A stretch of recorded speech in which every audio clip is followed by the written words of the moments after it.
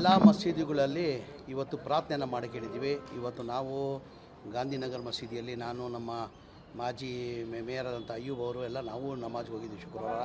ಅಲ್ಲೂ ಇವತ್ತು ಪ್ರಾರ್ಥನೆ ಮಾಡಿದರೆ ಇನ್ನೂ ಹೆಚ್ಚಿನ ನಮ್ಮ ಸೈನಿಕರಿದ್ರೆ ಇನ್ನೂ ಹೆಚ್ಚಿನ ಶಕ್ತಿ ಕೊಡಲಿ, ನಾವು ಯಶಸ್ವಿ ಆಗಲಿ ಅಂತ ಇವತ್ತು ಎಲ್ಲ ಇಡೀ ರಾಜ್ಯದಲ್ಲಿ ನಮ್ಮ ರಾಜ್ಯದಲ್ಲಿಲ್ಲ, ಇಡೀ ದೇಶದಲ್ಲೇ ಎಲ್ಲ ಮಸೀದಿಯಲ್ಲಿ ಪ್ರಾರ್ಥನೆ ಮಾಡೋಕ್ಕೆ ನಮ್ಮ ಗುರುಗಳು ಸೂಚನೆಯನ್ನು ಕೊಟ್ಟಿದ್ದಾರೆ. ಇಡೀ ದೇಶದಲ್ಲಿ ಇವತ್ತು ಎಲ್ಲ ಮಸೀದಿಯಲ್ಲಿ ಶುಕ್ರವಾರದಲ್ಲಿ ಇವತ್ತು ಪ್ರಾರ್ಥನೆಯನ್ನು ಮಾಡಿದ್ದಾರೆ. ನಮ್ಮ ಸೈನಿಕರಿಗಿನ್ನ ಶಕ್ತಿ ಕೊಡಲಿ, ನಾವು ಯಶಸ್ವಿ ಆಗಲಿ ಅಂತ ನಾವು ಇವತ್ತು ಪ್ರಾರ್ಥನೆಯನ್ನು ಮಾಡಿದ್ದೀವಿ.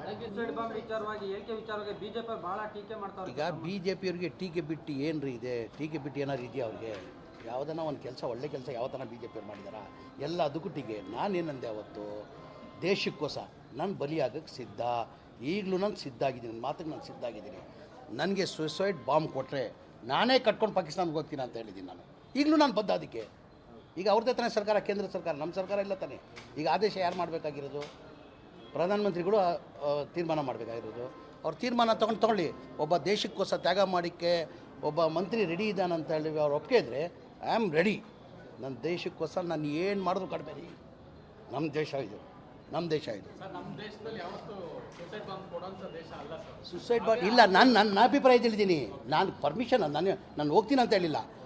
ಕೇಂದ್ರದಿಂದ ಪ್ರಧಾನಮಂತ್ರಿಗಳು ಪರ್ಮಿಷನ್ ಕೊಟ್ಟರೆ ಅಂತ ಹೇಳಿದ್ದು. ನನ್ನ ಅಗತ್ಯ ಇದ್ದೆ ಏನಾರು ಅಗತ್ಯ ಇದ್ದು ನಾನು ಕೊಟ್ಟರೆ ನಾನು ಹೋಗ್ತೀನಿ ಅಂತ ನಾನು ಹೋಗೋಕ್ಕೆ ಸಾಧ್ಯ ಆಗಲ್ಲ. ಪರ್ಮಿಷನ್ ನಾನು ಕೊಟ್ಟರೆ ನಾನು ಈಗಲೂ ಹೋಗೋಕ್ಕೆ ನಮ್ಮ ಸಿದ್ಧ. ಇಷ್ಟೇ ನಾನು ಭಗವಂತ ಅಂತ ಪ್ರಾರ್ಥನೆ ಮಾಡೋದು. ನಾವು ನಮ್ಮ ಸೈನಿಕರಿಗೆ ನಾನು ಶುಭಾಶಯ ಕೊಡ್ತೀನಿ. ಇನ್ನು ಭಗವಂತ ಅವ್ರಿಗೆ ಹೆಚ್ಚಿನ ಶಕ್ತಿ ಅವ್ರು ಕೊಡಲಿ ಅಂತ ನಾನು ಭಗವಂತ ಅಂತ ಅಲ್ಲಂತವ ನಾನು ಪ್ರಾರ್ಥನೆ ಮಾಡ್ತೀನಿ.